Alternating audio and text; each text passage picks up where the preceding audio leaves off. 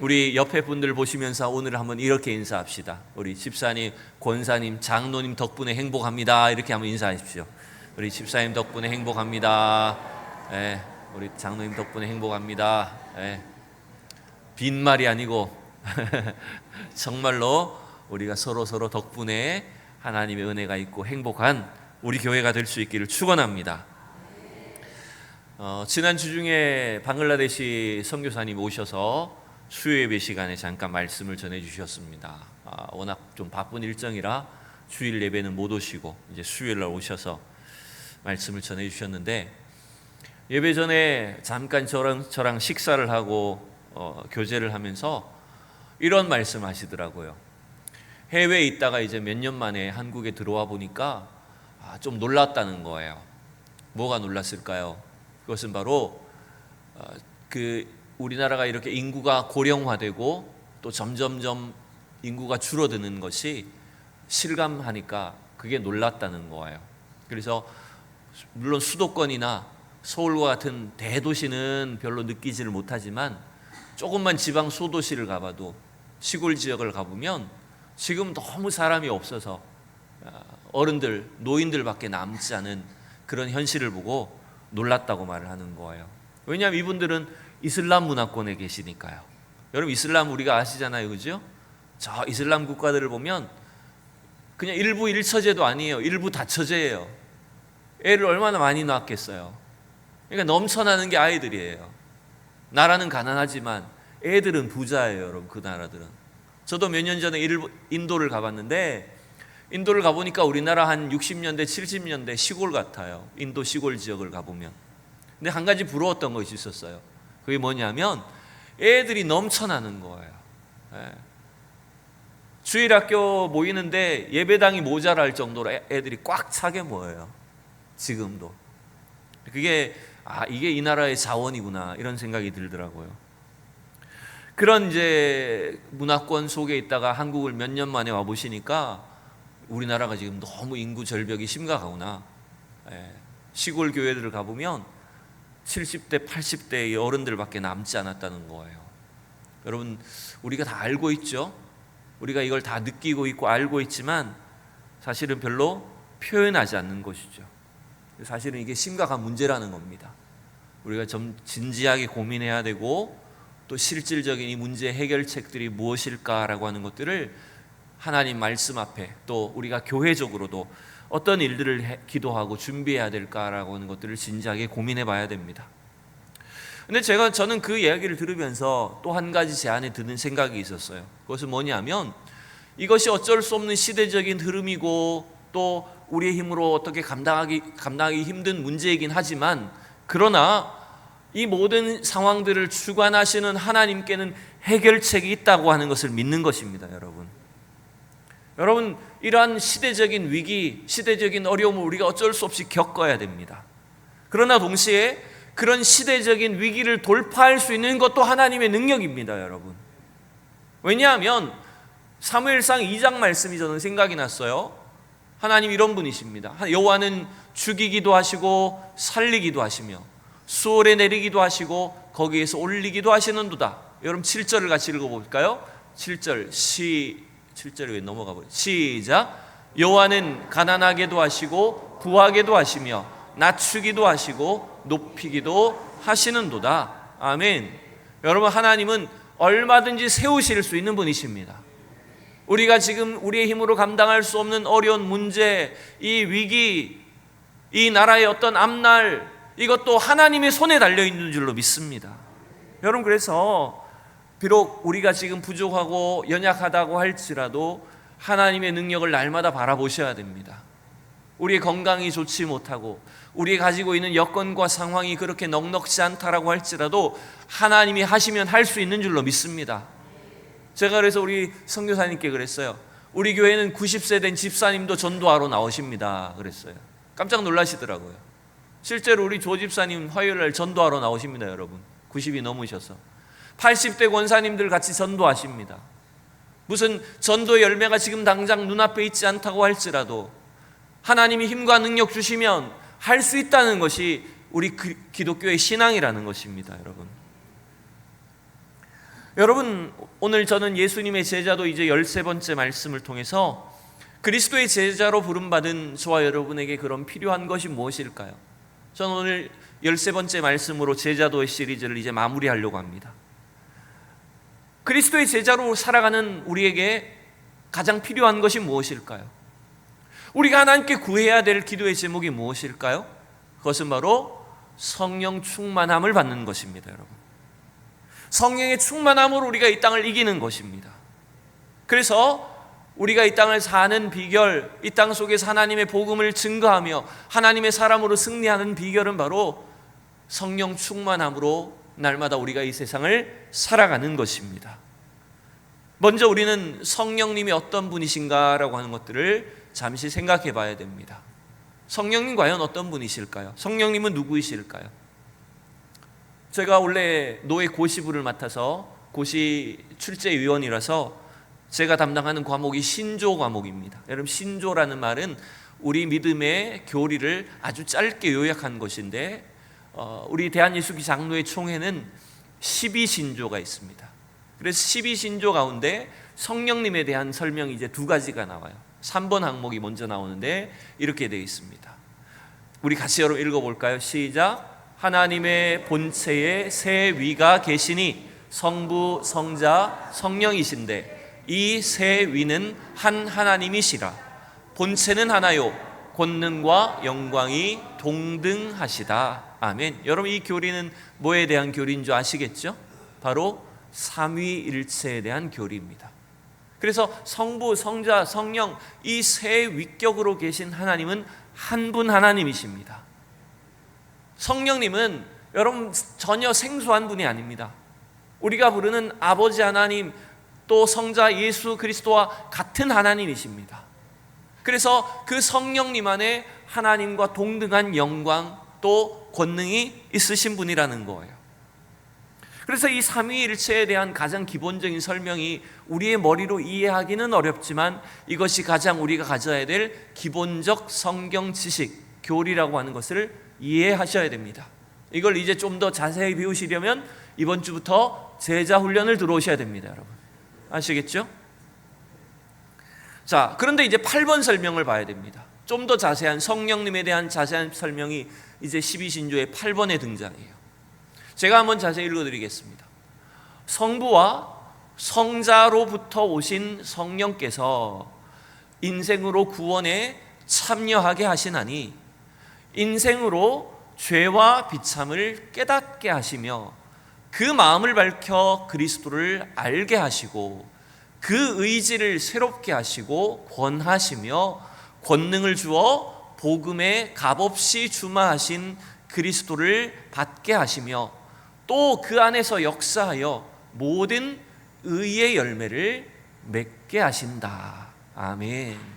여러분, 이게 성령님이 하시는 일입니다. 조금은 교리를 딱딱한 표현으로 설명해 놓았기 때문에 언뜻 보면 이게 무슨 말인지 잘 와닿지 않으실 수도 있습니다.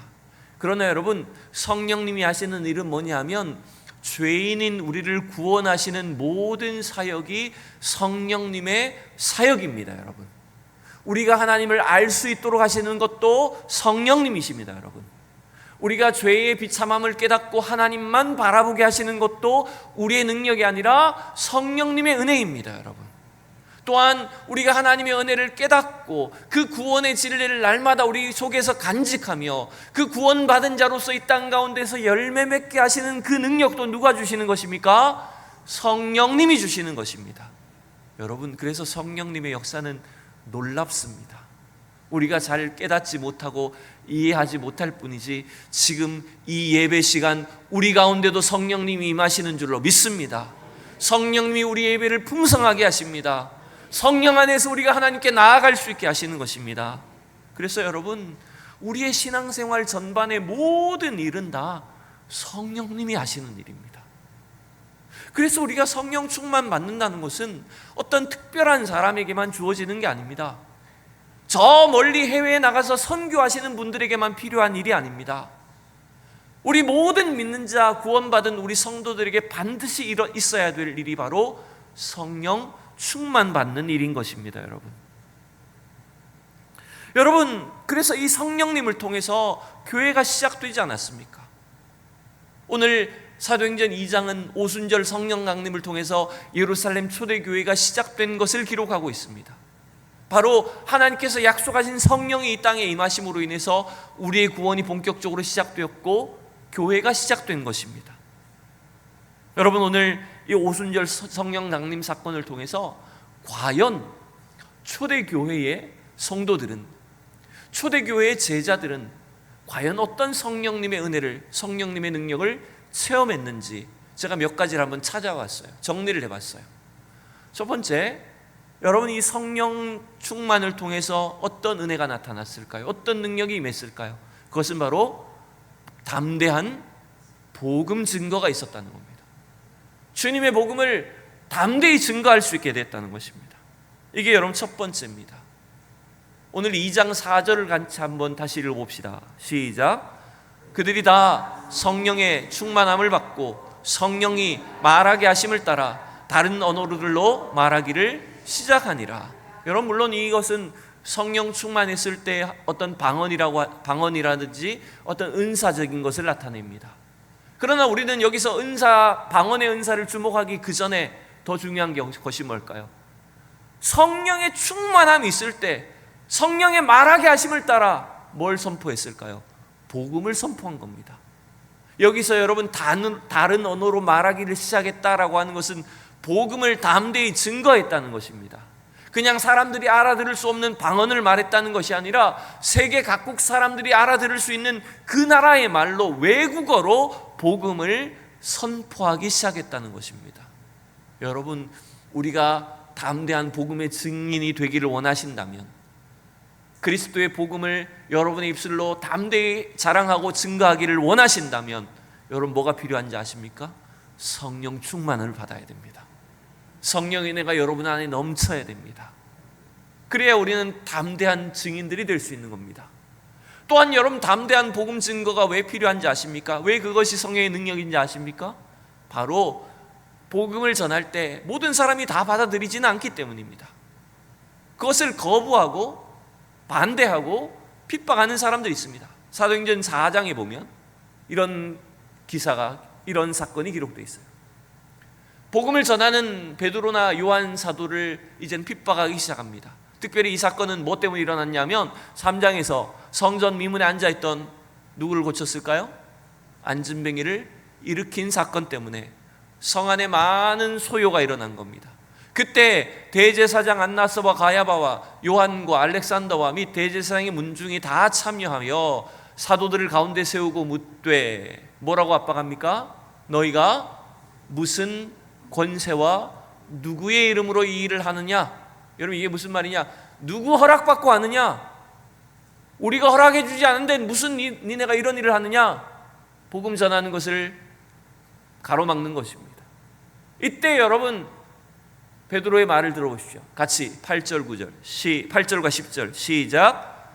이에 베드로가 성령이 충만하여 이르되, 백성의 관리들과 장로들아, 너희와 모든 이스라엘 백성들은 알라. 너희가 십자가에 못 박고 하나님이 죽은 자 가운데서 살리신 나사렛 예수 그리스도의 이름으로 이 사람이 건강하게 되어 너희 앞에 섰느니라. 아멘. 여러분, 우리는 지금 이 일이 너무나 그냥 자연스럽고 당연한 것이라고 보이지만, 실제로 제자들은 지금 예수님의 그 부활을, 혹은 예수가 다시 살아나셨다는 소식을 유대인들 앞에 증거하기 매우 어려웠습니다. 부담스러웠습니다. 왜냐하면 그들의 압박이, 그들의 공격이 심했기 때문입니다. 그래서 숨어 있지 않았습니까? 계속. 이랬던 제자들이 복음을 반대하고 핍박하는 자들 앞에 어떻게 담대하게 복음을 증거할 수 있게 되었을까요? 그것은 바로 베드로가 어땠기 때문에? 성령의 충만함을 받았기 때문입니다. 여러분, 우리가 이 세상 속에서 여러분 복음을 전하고 복음으로 이 땅을 살아갈 때 다 환영받지는 못합니다. 여러 가지 방해와 또 반대와 핍박에 시달릴 수 있습니다. 여러분, 그러나 그 상황 속에서도 우리가 믿는 복음을, 우리가 가진 신앙을 담대하게 증거하는 성도들이 될 수 있기를 축원합니다. 며칠 전에 TV에 어떤 대법관이 나와서 청문회를 하는 걸 봤습니다. 이분은 예수 믿는 분이세요. 그래서 그 청문회 자리에서 차별금지법이라든지 이런 우리 기독교 신앙과 관련된 이런 날카롭고 공격적인 질문들이 들어왔어요. 그때 이분이 단호하게 말합니다. 자신은 동성애를 옹호하거나 혹은 잘못된 차별을 조장하는 이 차별금지법을 저는 반대합니다. 여러분, 야당 의원들 얼마나 공격했겠어요? 인권을 들먹이면서 얼마나 위협했겠어요? 그러나 나는 나의 신앙에 따라, 내가 가진 신앙의 진리에 따라서 그것을 단호하게 거부합니다. 이렇게 말씀하시더라고요. 여러분, 제가 봤을 때 그분이 대법관이어서 그런 말을 하는 게 아닙니다. 그분 안에 성령이 충만하기 때문에 그걸 말할 수 있는 것입니다. 세상의 공격과 위협과 압박 속에서도 우리가 가진 신앙을, 복음의 진리를 담대하게 증거할 수 있으려면 저와 여러분 속에 성령의 충만함이 있어야 됩니다. 여러분, 오늘 이 시간 다시 한번 성령의 충만함을 구하고 은혜를 경험하는 우리 모두가 될 수 있기를 축원합니다. 두 번째, 여러분, 초대교회의 사도들과 제자들이, 성도들이 성령의 능력을 어떻게 알 수 있었을까요? 성령의 능력이 어떻게 나타났을까요? 두 번째로는 여러분, 하나님의 지혜가 넘쳤다는 것입니다. 오늘 우리가 읽은 사도행전 2장에는 14절부터 40절의 긴 본문에 베드로 사도의 설교가 기록되어 있습니다. 오순절 성령 강림 사건 이후에 수많은 사람들이 이 일이 과연 무슨 일이냐, 너희들 낮부터 술 먹었냐, 이렇게 막 오해하고 이 사건을 이해하지 못할 때 베드로 사도가 그들 앞에 나가서 주님의 복음을 담대하게 설교했습니다. 여러분, 베드로가 그동안 설교 준비하고 있었을까요? 한 주 동안 기도하면서 본문 연구하고 설교했을까요?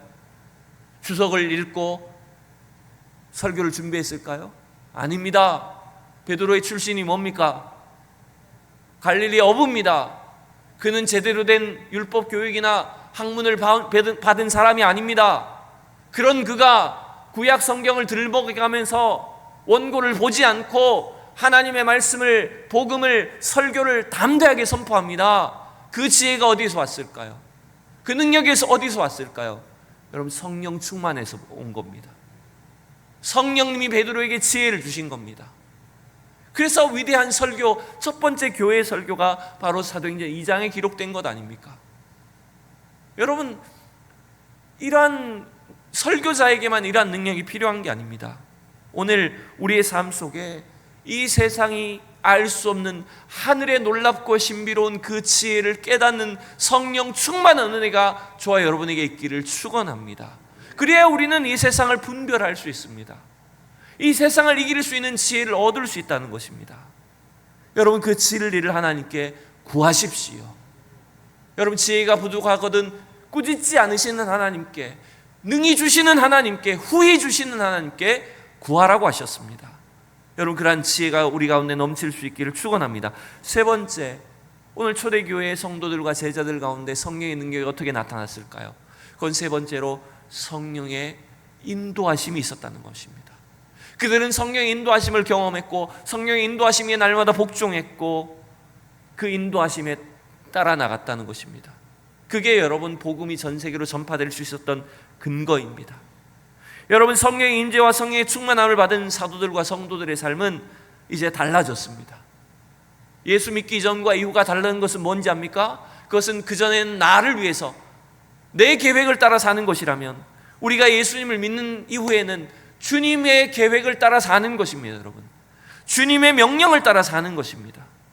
그래서 이 제자들은 이제는 오순절 성령 강림 이후에 그들의 삶이 다 완전히 달라졌습니다. 그전에는 자기의 재산을 쌓기에 바빴다면 이제는 자기의 재산을 나누어 주기 바쁩니다. 어떻게 해서든지 사람들과 자기의 삶을 나눕니다. 핍박과 압박 속에서도 성령의 소리에 민감하게 귀를 기울이고 그 성령님의 인도하심에 순종하는 삶을 살았습니다. 그걸 가장 잘 보여줄 수 있는 예가 사도행전 16장에 나오지 않습니까? 사도행전 16장에 보면 사도 바울이 2차 전도 여행 가운데 이제 소아시아 지역에 계속해서 복음을 전하려고 합니다. 더 소아시아 지역 가운데 더 많은 사람들을 만나고자 했습니다. 그런데 어떻게 하십니까? 성령이 아시아에서 말씀을 전하지 못하게 하신답니다. 왜 막으시지? 아니 복음 전하는 걸 왜 여기서 막으실까요? 여러분 이건 어떻게 보면 우리의 머리로 다 이해할 수 없는 것입니다. 그러나 여러분 중요한 것이 뭐냐면 성령의 인도하심을 깨닫는 겁니다. 성령의 인도하심에 순종하는 것입니다. 그래서 여러분 7절을 보십시오. 같이 7절부터 시작. 예수의 영이 허락하지 아니하시니라. 그러니까 자기는 계속 이쪽 방향으로 아시아 지역으로 가려고 하는데 막으시는 거예요. 또 갔더니 또 막으시는 거예요. 그래서 결국 그날 밤에 어떤 일이 있습니까? 그가 드로아로 내려가서 밤에 잠을 자는데 꿈속에 환상 가운데 누가 나타납니까? 마게도니아 사람이 한 사람이 나타나서 마게도니아로 건너와서 우리를 도우라. 그 환상을 보고 이것이 성령의 인도하심, 지시하심이구나라고 하는 걸 깨닫고 순종하였던 걸 볼 수 있습니다. 여러분, 우리가 성령 충만하다는 것은, 성령 충만한 사람의 특징은 뭐냐면 성령의 인도함 받는 것입니다. 여러분, 그게 우리의 힘입니다. 내가 똑똑하고 지혜로워서 이 땅을 사는 게 아니라 하나님이 주시는 지혜로 성령께서 깨닫게 하시는 것을 따라서 순종하며 나아갈 때 그게 바로 하나님이 기뻐하시는 일, 하나님의 계획을 성취하는 길이라는 것입니다. 이제 마지막 네 번째, 여러분 초대교회 제자들과 성도들에게 나타났던 성령의 능력은 뭔지 압니까? 그것은 바로 성령의 은사와 열매들을 통해서 하나님의 복음을 담대하게 증거하는 겁니다. 복음에 합당한 삶을 사는 겁니다. 여러분 오늘 보면 2절부터 4절을 함께 보십시다. 다시 한번 보시면 성령의 임재가 나타날 때 어떤 현상들이 있습니까? 호련히 하늘로부터 급하고 강한 바람 같은 소리가 있어 그들이 앉은 온 집에 가득하며 3절 마치 불의 혀같처럼 갈라지는 것들이 그들에게 보이사 각 사람 위에 하나씩 임하여 있더니 4절 그들이 다 성령의 충만함을 받고 성령이 말하게 하심을 따라 다른 언어로 말하기를 시작하니라. 여러분 물론 이 성령의 임재 현상들이 다 똑같은 것은 아닙니다. 우리에게도 다 막 불이 임해야 되고 혹은 막 땅이 진동해야 되고 그것이 똑같이 나타나야 되는 것은 아닙니다. 그러나 여러분 중요한 것은 성령님은 반드시 하나님의 은사들을 또 성령의 열매들을 우리의 삶에 허락해 주신다는 거예요. 왜 그것을 주실까요? 왜 은사를 주실까요? 왜 성령의 열매를 우리에게 주실까요? 우리를 위해서가 아니에요. 그것은 바로 복음을 위해서입니다. 여러분 오늘 아까 설명드렸듯이 4절에 나오는 이 방언의 은사, 이 방언의 은사는 뭡니까? 외국어 방언입니다. 외국어를 배워본 적이 없는 사람들이 갑자기 외국어를 말한 거예요. 여러분 이런 방언 받으신 사람 보셨어요? 여러분 혹시? 저는 몇 사람 봤습니다. 외국어를 못하는 어떤 나이 드신 어른인데 영어를 막 줄줄 하시는 거예요. 물론 그게 외국인처럼 그렇게 줄줄 하진 않지만 자기가 한 번도 영어를 제대로 배워본 적도 없는 사람이 영어를 막 기도하는 가운데 막 하는 거예요. 왜 그런 은사를 주실까요? 자랑하라고요? 외국어 실력 자랑하라고요? 왜 은사를 주실까요? 복음을 전하라고요.